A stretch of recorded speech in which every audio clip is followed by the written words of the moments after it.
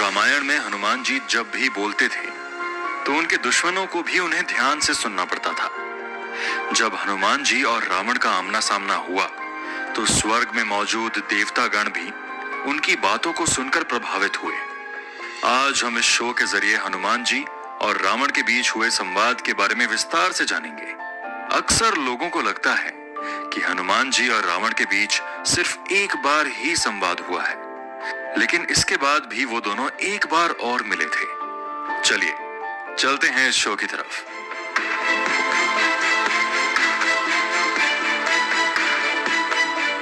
हे मामूली वानर, मेरे सैनिक कहते हैं कि तूने मेरे बेटे अक्षय कुमार सहित दूसरे सैनिकों को भी मार दिया।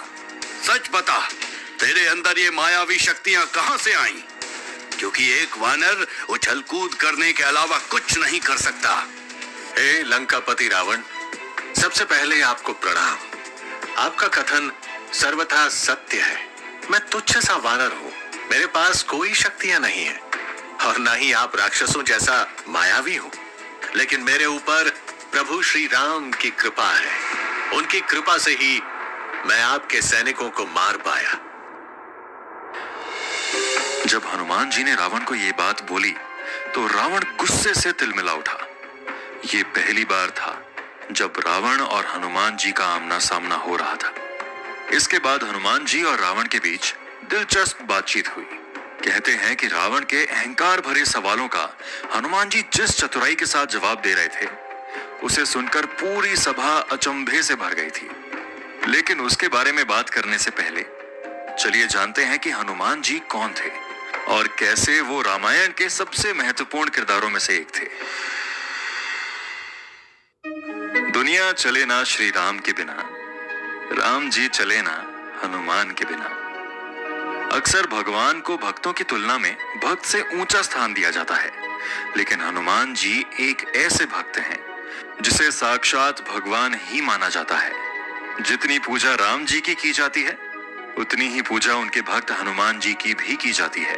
भगवान राम को हनुमान जी से बहुत स्नेह था, लेकिन हनुमान जी भगवान राम से मिले कैसे? चलिए इसे जानते हैं। जब रावण ने मां सीता का हरण कर लिया था तो भगवान राम और लक्ष्मण उन्हें खोजते खोजते किष्किंधा चले गए थे। किष्किंधा में वानर राज बाली का राज था और उन्होंने अपने छोटे भाई सुग्रीव को अपने राज्य से निष्कासित कर दिया था। ऐसे में सुग्रीव एक पर्वत पर अपने कुछ साथियों के साथ छुप कर रहता था। जब उसने भगवान राम और लक्ष्मण जी को पर्वत की तरफ आते देखा तो उसे लगा कि शायद बाली ने उन्हें भेजा है। इसकी परीक्षा लेने के लिए उन्होंने हनुमान जी को भगवान राम और लक्ष्मण के पास भेजा। हनुमान जी ने भी साधु का वेश धारण करके उन दोनों की परीक्षा ली।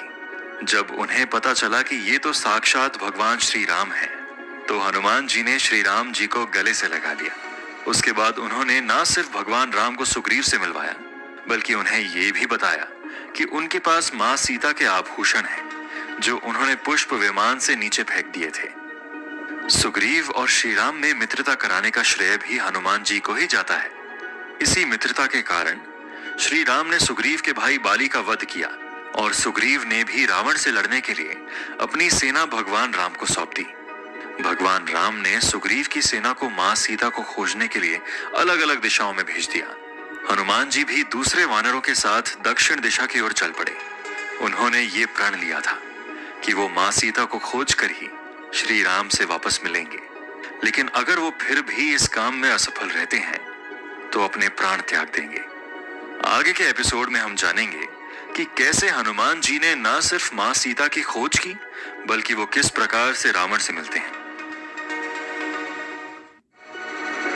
भगवान राम के आदेश देने के बाद हनुमान जी दूसरे वानरों के साथ सीता मैया को खोजने के लिए निकल पड़े। बहुत खोजने के बाद भी हनुमान जी को मां सीता नहीं मिली, लेकिन समुद्र के किनारे आने पर उन्हें पक्षीराज जटायु का भाई संपाति मिला। उन्होंने अपनी तेज नजरों से देखकर बताया कि मां सीता को रावण ने लंका में रखा है, जो समुद्र के उस पार 100 योजन की दूरी पर है। ज्यादातर वानर निराश हो गए, क्योंकि उन्हें लग रहा था कि 100 योजन की दूरी समुद्र के ऊपर से तय करना नामुमकिन है। लेकिन जब जामवंत ने हनुमान जी को उनकी शक्तियों का एहसास कराया, तो हनुमान जी तुरंत ही उड़कर लंका पहुंच गए। लंका पहुंचने पर उन्हें तरह तरह के राक्षस मिले, लेकिन कहीं भी माँ सीता नहीं मिल रही थी। उन्होंने रावण का भव्य महल भी देखा। जब माँ सीता कहीं भी नहीं मिली तो हनुमान जी निराश हो गए और एक ऊंची दीवार के पास जाकर बैठ गए। दीवार के उस तरफ उन्हें एक वाटिका दिखाई पड़ी। तब जाकर उन्हें माँ सीता दिखाई दी। अशोक पेड़ के नीचे माँ सीता बैठी थी। इस पेड़ पर हनुमान जी छुप गए। तभी उन्होंने देखा कि कोई राक्षस अपने साथ अनेक राक्षसों की टोली लेकर माँ सीता के पास आ रहा था। उसे देखकर हनुमान जी समझ गए कि यही रावण है। रावण ने माँ सीता को तरह तरह से डराने की कोशिश की, लेकिन माँ सीता ने भी उसे बिना डरे उत्तर दिया। रावण को ऐसे जवाब की उम्मीद नहीं थी और वो माँ सीता का वध करना चाहता था, लेकिन उसने खुद को कंट्रोल करके दूसरी राक्षसनियों से कहा कि इसे किसी भी तरह से मेरे से शादी करने के लिए सहमत करवाओ। इतना कहकर रावण वहां से चला गया, लेकिन हनुमान जी ये सब देख रहे थे। जब माँ सीता के पास कोई भी नहीं था, तब हनुमान जी ने उनसे मिलकर अपना परिचय दिया। हनुमान जी को देखकर सीता जी का उत्साहवर्धन हुआ। उन्होंने हनुमान जी को एक दिन लंका में ही रुकने का निवेदन दिया। उसके बाद हनुमान जी जानबूझकर अशोक वाटिका के पेड़ों को उखाड़ने लगे। जो भी राक्षस उनके पास आता था उसे वो मोक्ष दे देते थे। इस बात की सूचना रावण को भी दी गई। जब सभी राक्षस मारे जा रहे थे, तब रावण ने अपने पुत्र अक्ष को भेजा, लेकिन हनुमान जी ने उन्हें भी मोक्ष दे दिया। इसके बाद रावण ने अपने पुत्र इंद्रजीत को भेजा। इंद्रजीत ने हनुमान जी के ऊपर ब्रह्मास्त्र से हमला कर दिया। वैसे तो हनुमान जी के ऊपर ब्रह्मास्त्र का प्रभाव नहीं होता है, लेकिन ब्रह्मा जी की इज्जत रखने के लिए हनुमान जी ब्रह्मास्त्र में बंध गए। रावण के मंत्रियों ने हनुमान जी को उनके आने का कारण पूछा, तो हनुमान जी ने बताया कि वो रावण से मिलने की इच्छा से आए हैं। ऐसे तो किसी राजा से मिलना कठिन है, इसलिए उन्होंने जानबूझकर वाटिका को तहस नहस कर दिया ताकि वो रावण से मिल सके। इसके बाद हनुमान जी को रावण की सभा में ले जाया गया। सभा में ही पहली बार रावण और हनुमान जी का आमना सामना हुआ। अगले एपिसोड में हम जानेंगे कि हनुमान जी और रावण के बीच क्या क्या दिलचस्प बात हुई। अब हनुमान जी रावण के सामने खड़े होकर मुस्कुरा रहे थे।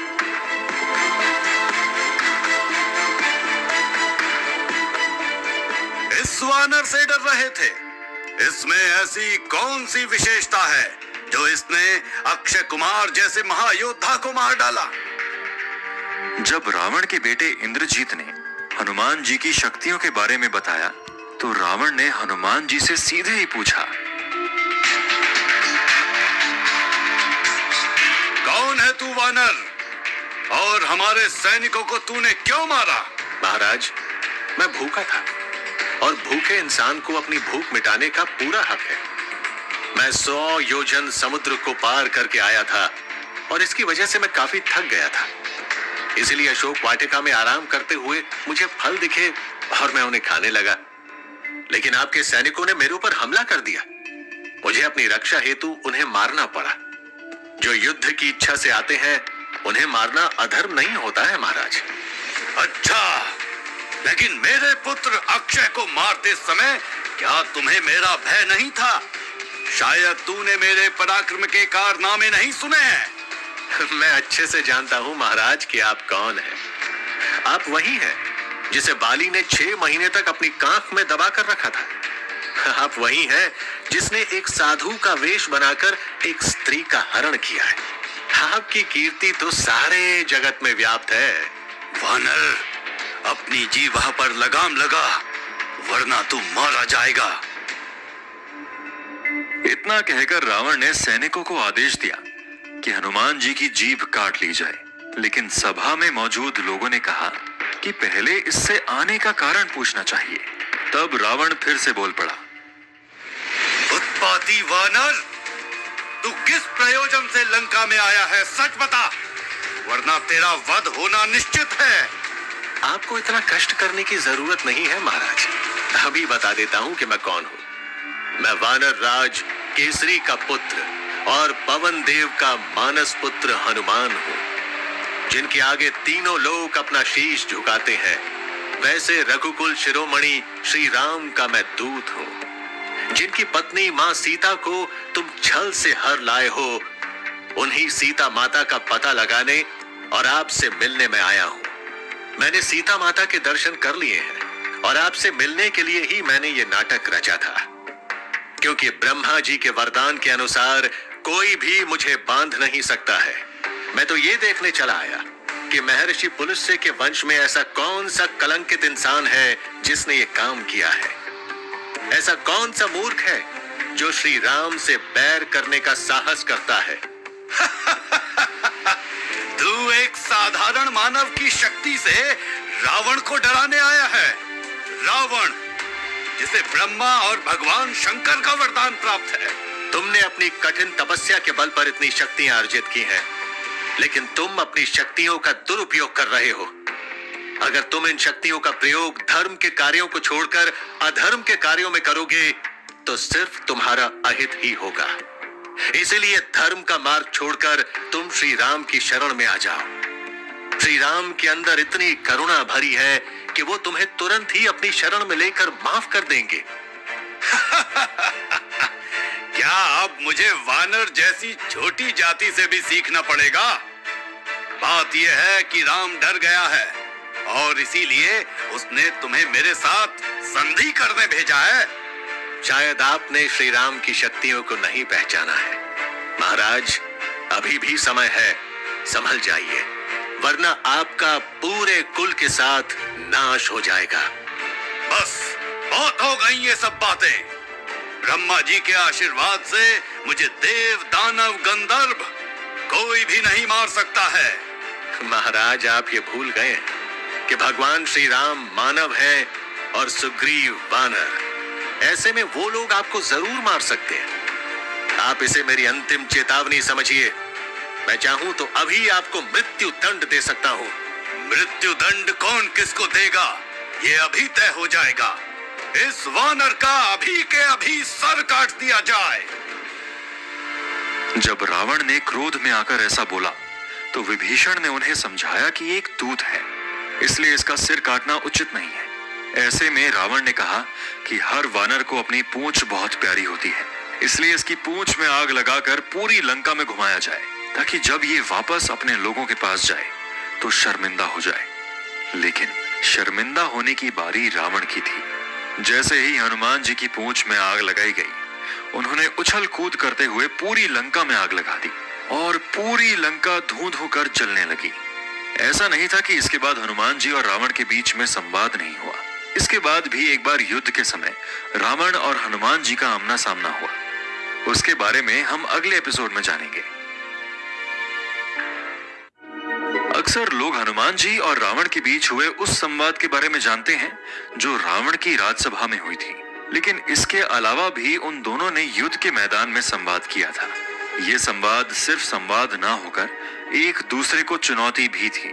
तो चलिए चलते हैं रणभूमि पर। ब्रह्मा द्वारा प्राप्त वरदान के घमंड में मत रहो रावण।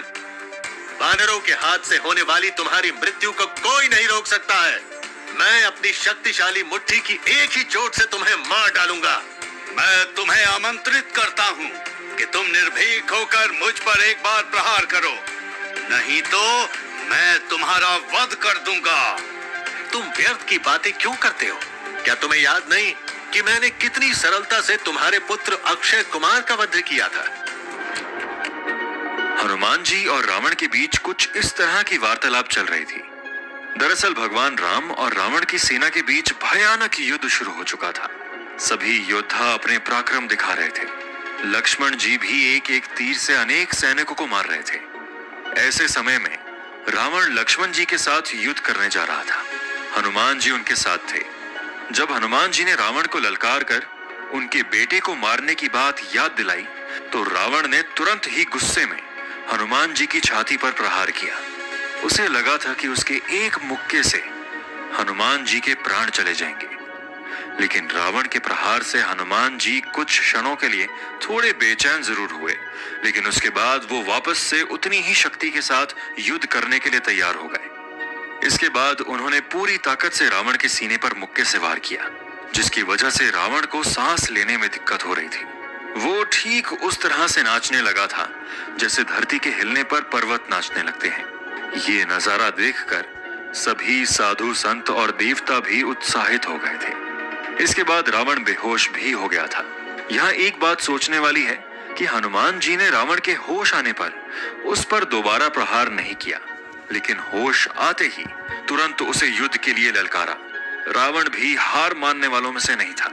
जब वापस रावण को होश आया तो उसने हनुमान जी की प्रशंसा की। वाह हनुमान, मैं मान गया कि तुम कोई साधारण वानर नहीं हो।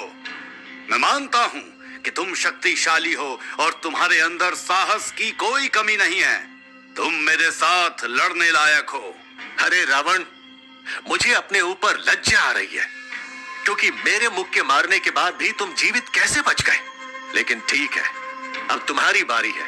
तुम मुझे एक मुक्का मारो, लेकिन उसके बाद मैं फिर से तुम्हें एक मुक्का मारूंगा और अवश्य ही तुम्हारी मृत्यु हो जाएगी। इसके बाद रावण को गुस्सा आया और उन्होंने फिर से हनुमान जी के ऊपर वार किया, जिससे वो थोड़ा पीछे की ओर लुढ़क गए। रावण समझ गया था कि अगर हनुमान जी उसे फिर से मुक्का मारेंगे तो शायद ही वो जिंदा बच पाएगा। इसीलिए वो युद्ध भूमि छोड़कर दूसरी ओर भागने लगा। इस बात से ये स्पष्ट है कि रावण को हनुमान जी से डर लगता था। रावण को भागते देख हनुमान जी ने उन्हें कहा कि अरे क्या कायरों के जैसे पीठ दिखाकर भाग रहे हो?